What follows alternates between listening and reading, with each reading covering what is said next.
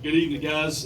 First off, I just want to tell you how thankful I am to actually be here. And I've said that in years past, and I've meant it, but I've never meant it as much as I do tonight. So just take a minute and truly soak this in, because 3 months ago, I didn't know if this was going to be a possibility. Prayer changes things. I'm thrilled to death to be here, and thank you guys for coming and making it a special night for these kids.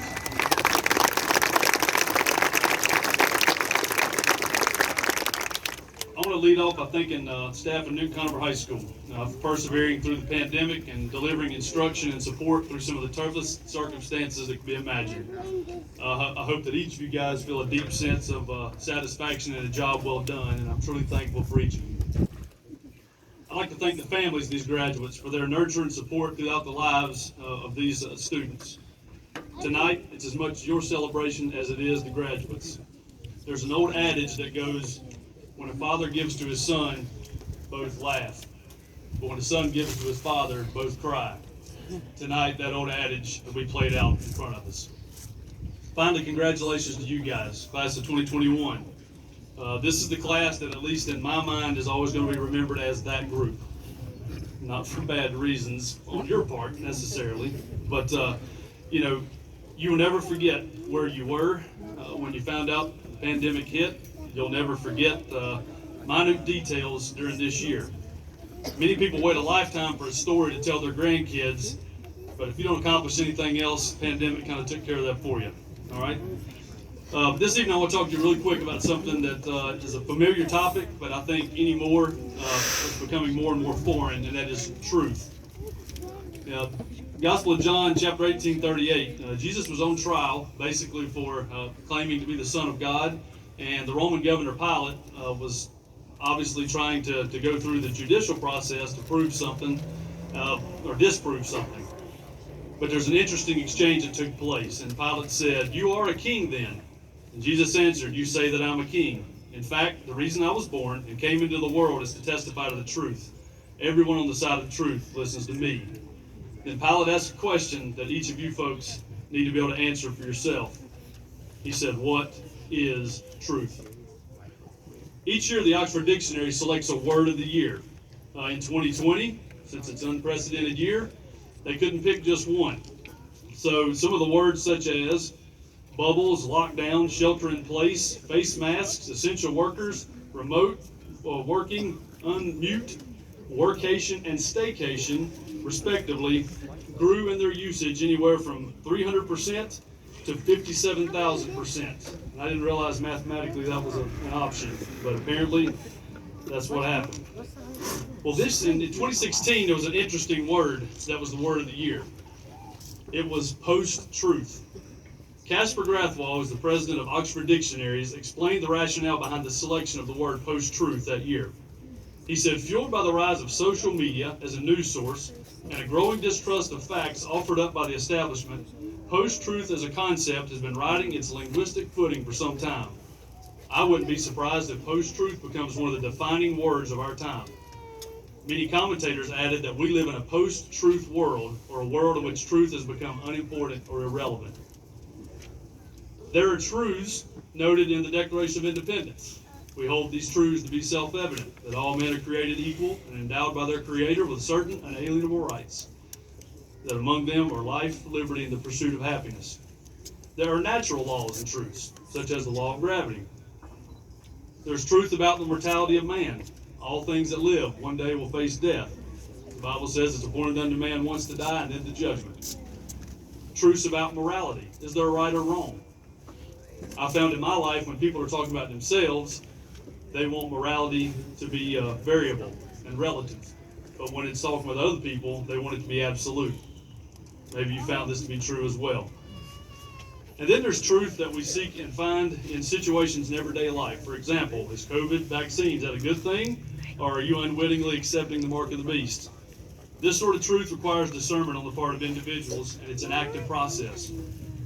In my professional role as superintendent, in my personal capacity as a father of 2 school-age kids, I spend the majority of my life trying to determine truth. I'll receive 2 pieces of information from 2 credible sources, with both of them saying contradictory things. From that evidence, I have to determine the truth. And to be clear, I'm not always accurate in my assessment. But ultimately, the truth as I determine it is based more on what I value than the actual information I'm receiving. The challenge is holding on to what you value while at the same time remaining open for lessons that may change your perception of the truth. Sometimes the pursuit of truth can be learned, and other times it can be felt. Sometimes the process can be downright painful. Let me give you a quick example. As a child, I grew up in the country, and we had 30 cows, typically 25 to 30 at any given time. And on Saturday mornings, which is the only day my parents could sleep in, they pretty much threatened my brother and I within an inch of our lives if we woke them up. And sleeping in for my parents was 8 a.m., to be clear. But knowing that staying quiet was not something that we were going to be good at, we would typically go outside. But I distinctly remember one Saturday morning where I was barefoot and walking around with dew on the grass. And let me throw in here that my parents had always told me, do not touch the electric fence. It will shock you. That was a truth that, by and large, I chose to listen to. However, I was talked into by my brother, who I want to throw in, has spent the last 30 years as a clinical psychologist, that electricity does not flow through a liquid. I learned that day that electricity indeed passes through a liquid. I would not recommend learning that lesson the same way I did. If you're unsure what I'm talking about, ask me after graduation. You need to hold on to what you believe, but again, be willing to listen to competing viewpoints. Because I'll give you some examples of things that have been seemingly seen as absolute truth by medical science and society. Those things can change. In the 1920s, Yale University economist Irving Fisher said that stock prices had reached a permanently high plateau. Within a week, the stock market crashed, and within 3 years, the value of stock dropped by 90%. 1940s, tech experts predicted that the computers of the future would be much smaller. In fact, Popular Mechanics magazine said they would only contain 1,000 vacuum tubes and weigh 1.5 tons. Imagine if K64 had to buy one of those to put in your book packs. 1950s, Camel cigarettes utilized doctors for their advertisements. A leading researcher from the National Cancer Institute even said that if excessive smoking played a role in the production of lung cancer, it was only a minor one. 1970s, climate experts said that we were heading towards another ice age. In 1974, Time magazine said that the climate had been growing cooler for 3 decades and showed no signs of reversing. I think Dan Quayle would argue that point. Late 1800s and into 1940s, most disturbingly, there was a movement known as eugenics. Eugenics was based on Darwinian evolutionary biology theory that sought to weed out those who would be killed off if they were in the natural kingdom. They were trying to counteract the process of natural selection. Throughout this time, there were nearly 60,000 forced sterilizations in the United States alone. When our nation finally realized the error in its ways, another nation picked up the practice. That nation was led by Adolf Hitler. So how do we determine truth in our lives, guys?